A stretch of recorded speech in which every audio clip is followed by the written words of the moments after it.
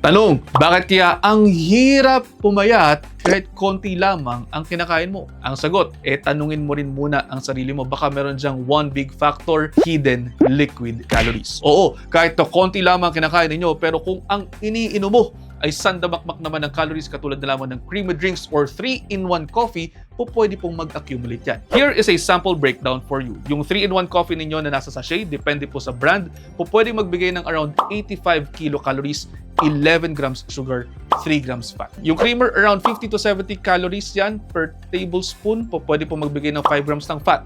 Yung regular milk tea, pwede magbigay ng 450 kilocalories, meron yung 50 grams ng sugar, 12 grams ng fat. Ito po yung swap ideas natin. Yung 3-in-1, i-black coffee mo na with cinnamon.